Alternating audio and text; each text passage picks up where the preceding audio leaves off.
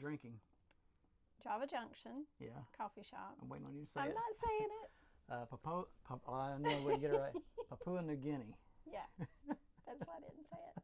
That's why. But anyway, it's from Java Junction. We're in Brockport, New York. Yep. This is espresso here, but anyway, the other was single origin. It's good. We actually bought it for Chris to send to him, and we thought, well, we better try it. Yeah, better try it before we mail it all the way to Oregon. Yeah, and we're on the last of the bag now. Yeah, we decided we'll go buy him some more. Yeah, we'll run up there today and get some. So anyway, it's been good. So I was also going to say, this is where last year we kind of made fun of some coffee. And, and then we were kind of called out for it. We tried Tim Hortons for the first time up in this area in Brockport. Mid. And Cindy said it was mid, and of course then we got immediately called out. So, but anyway, I still stand by it. I just speak the truth. All right. So we, as we mentioned, we had a big trip out west in the spring. So after Memphis lectureship, the end of March, we took off to go out west. Made it to 16 congregations, I think 11 states, and just trying to. The purpose of that 3-month period was basically just trying to get to as many congregations out west, to introduce ourselves and the 416 work, and let them know we're available, we can help, and to talk with them about some ideas, that might be in the future we're able to help. And so we're scheduling with some of those congregations and trying to make plans with them to be able to go back and work for maybe a couple weeks at a time to do some specific works. But anyway, that was the main focus of that 3-month period especially. And after that, the summertime brought both PTPs, in July and then in August. Catching up with family and friends. Being gone that long and trying to go, see all the family that we could see during that time, and so see our grandbabies. See some grandbabies as well, and their parents.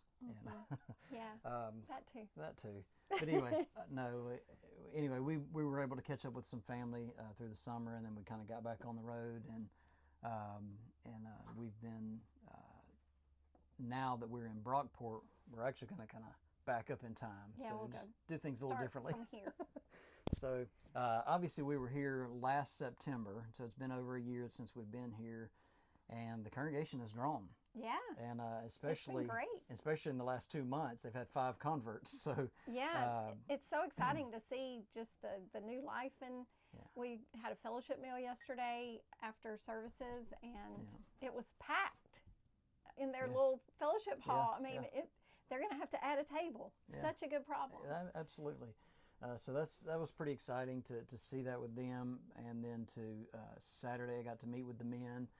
They had their business meeting, but they wanted to ask me some questions and kind of pick your brain. They said pick my brain. That's pretty shallow well they're digging in. But anyway, but we were able to meet together and to talk about the work and some different ideas, and to hopefully help them. And then we obviously we're still trying to work out with the Forest Hill Youth to be able to come up and do a VBS up here in a campaign. And so we weren't able to get that all lined up logistically this past summer. So we're hoping either spring or summer to come in 26. And we'll come with them. And we'll be back up here for that. Come before, during, and after. Yeah. So we'll stay for at least 3 weeks. Yeah. And so. And that's, I don't know if everyone knows that, but that's what we're willing to do. Yeah. If you have a campaign that you need help with, or VBS or anything, we can stay for not just the week of or the weekend, but we can stay before and after and help. Yeah. And I think we mentioned before, when we were up here before, we're a little over an hour from Niagara Falls, just outside of Rochester, New York. So we're in northwestern New York, 15, 20 minutes from Lake Ontario. So it's a beautiful country, beautiful area.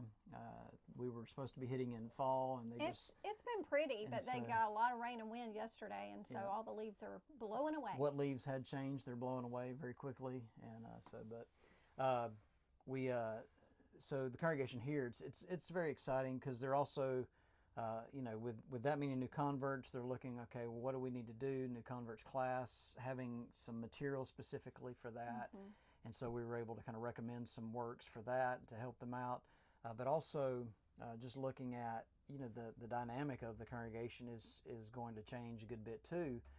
There was a lot of younger life brought in, through these new converts. And so they're excited about that. New families. And so, Some younger families with kids, and so that's going to always bring just life in the congregation. Absolutely. It'll be really fun. And yesterday, so it is, by the way, October 20th, and so yesterday, Sunday, I got to speak on comfort and edification, and so kind of from 1 Thessalonians 5 and verse 11, and of course, since we've been here before, we're just trying to build on what we've already been working on with them, and so with the new people, they need to get connected and find their place in the church, in the kingdom, and so that was a perfect sermon. I loved the just getting connected. That worked well. Before we were here, so going back in time, we were in Indiana, PA. So we were in western Pennsylvania, just outside of Pittsburgh there. Yeah. And got to catch up with Gordon and Claudia Wells. They were a year after us in Memphis. They were second years when we were And so there. we got to meet them then and try to keep up with their works. They went back to Cape Town for a little while. So they're from South Africa. And of course, then they came back to the States and are working and doing a great job. And they have found a home there and they love it. Yes. And we got to mooch camp. Yeah. On a beautiful farm, the Stutzman farm. Yeah. And they have blueberries and I think some strawberries maybe. Yeah, on their actual on their farm farm. area. But we were there at the home place, I guess would be, and they have a destination barn wedding or Venue, a venue, and they get to use that, or they use that for church events too. Yeah. So their youth days are held in that barn. And lectureship. Yeah. It's just gorgeous. And we did an interview with Gordon in the barn, so you'll get to see a little glimpse. Yeah, so of be on the lookout for that. That should be coming out soon in the next few weeks. And so we're in the editing process for all of those videos, and so we'll be catching all those up. This one will come out first, and then we'll get those others out. Yeah. And what's interesting is, of course, that's Indiana Church of Christ, Indiana, Pennsylvania. Not too confusing at all. We were confused a little bit, but it's really a good congregation, and they're growing, and they have a lot of excitement in that congregation as well. And so they had gone over 100, I guess, for the first time. I think is what they had Sunday. mentioned. So that was exciting for them, and they have elders there. They're working, and so this is just a very vibrant congregation currently, and so a good sound congregation in western Pennsylvania. And again, we mentioned they have a youth day, they have a lectureship, and so Ladies' Day, and so you can check them out. We'll make sure we have all of their links to their congregation and their Facebook page, and so you can check them out. And of course, part of the reason that we do this and talk about those congregations is so that if you're traveling, you can stop by, you can visit, you can encourage them as well. It's always the case, and you know this, that anytime a visitor comes in the door, I mean, that's just a shot in the arm. Yeah. It always so is. Encouraging. And especially when you meet brethren from other places, and you get to see the church is a lot bigger than you are, because sometimes you get in some of these works, they begin to feel like they're out there by themselves doing that work, and someone comes from someone else, and they're, it's just a huge encouragement. I know one of the ladies there was from Arkansas, and she said it made her feel like home hearing Wayne's voice, because he's got a little Southern in him, and Gordon does not. He says he's from the South. The true South, it's South Africa, so But anyway, little south of the Mason-Dixon line, we'd say, but anyway. It was so great to feel like we were part of their family already.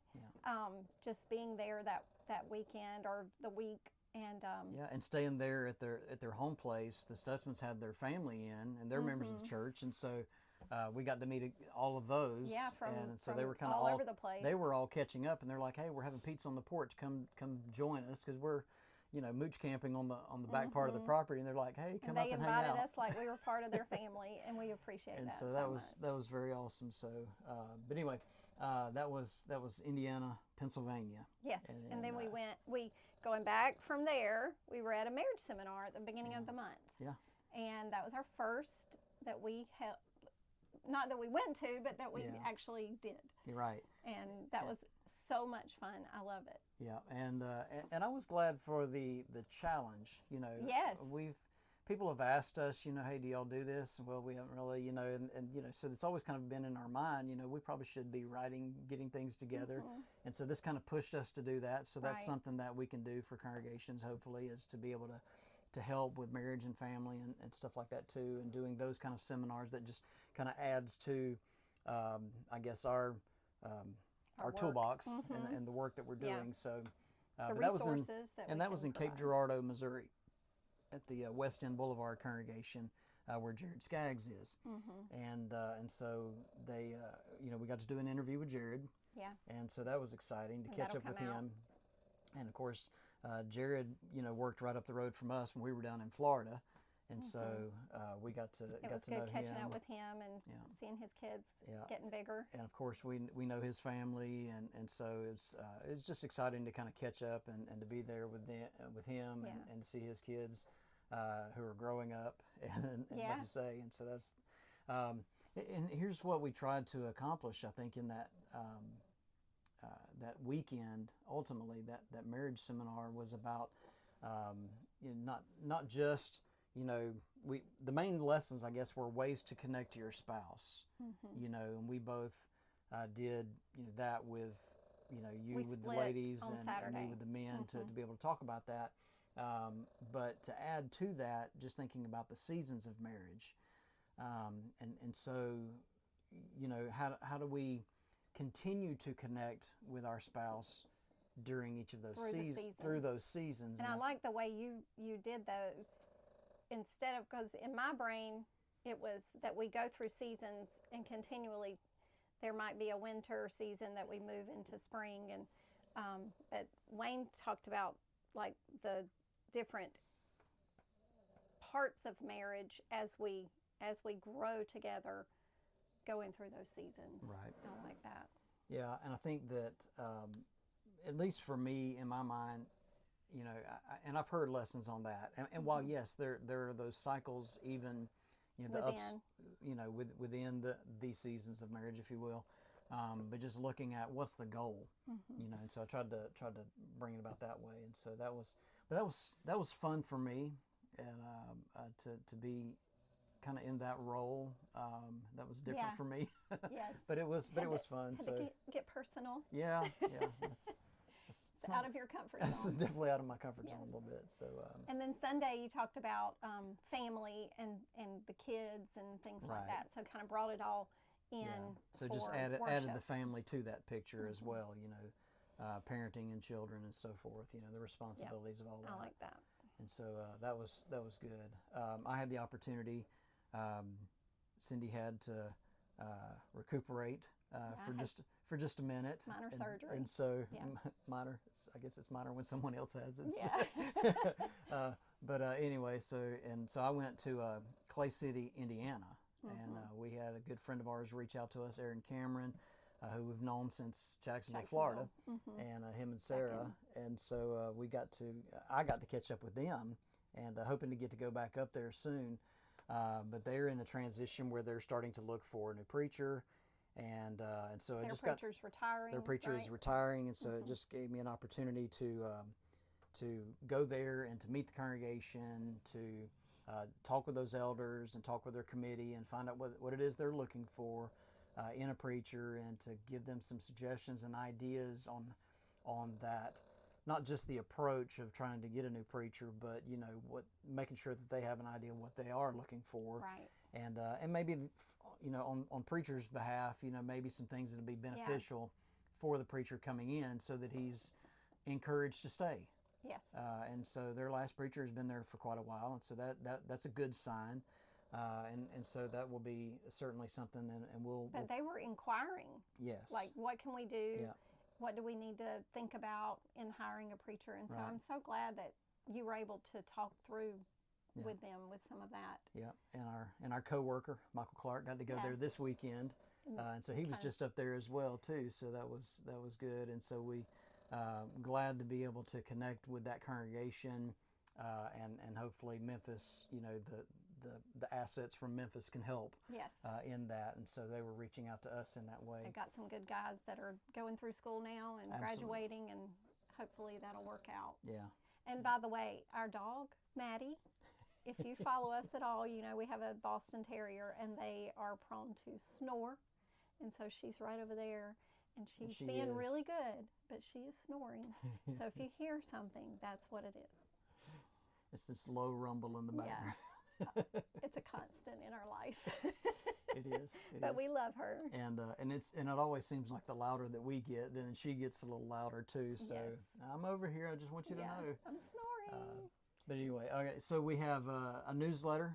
Cindy just finished editing it and putting it together, and so we'll get it out. And House to House prints that for us, and so hopefully those we're will glad to be mailed out the 1st of November. Yeah, and so those will be looking for those, both either by email or the paper copy. And if you're interested, if you're not already getting one, you can go. We'll put our QR code. You can follow the link tree for that, or you can email us. We'll put all information and Facebook messages, text if you have my phone number, whatever. Facebook, Instagram. Just send us a message, and we'll make sure we get you on the list. If you want a paper copy, we're happy to do that. Just give us your address. If you just want an email, it goes through, and you can see it on there. But I love to get a paper copy. Yeah, I do too. It's fun. So we try to include pictures and right, and details of where we've been and what we're trying to accomplish and stuff like that. Yeah, and it's while this is certainly a way for us to report, that's certainly quarterly that comes out, and we try to let everybody know. We packed in July, August, September, and October this year because of just the summer and just the way that it worked and out, the way things worked out. It made it a little better to put October in there this time. Yeah. After we leave here, we're headed toward Tennessee, picking up a granddaughter. Yes. And then headed toward Memphis, and then we've got this next weekend a couple of places where I'm filling in and where I'm doing a fifth Sunday night at a congregation. So that'll be in Dyersburg, and then that morning we'll be in Dresden, Tennessee, filling in where Eli Sales preaches. Mm-hmm. And so excited to meet both of those congregations. I've known the Phillip Street congregation for a long time, and Andy Brewer. And so looking forward to being with those two congregations coming up this week. And we're still scheduling out for the winter. So if you have a need, or if you just need a fill-in or whatever, just reach out. Yeah, let us know, because we would love to go, and we're trying to schedule it out so that we're not zigzagging too much, but we're willing to work it out however it needs to be. Yeah, we're here to help in the kingdom, so if there's a way that we can do that, we certainly want to. So we're going to continue drinking our coffee, and we hope to see you further down the road. Thanks, y'all. Bye-bye.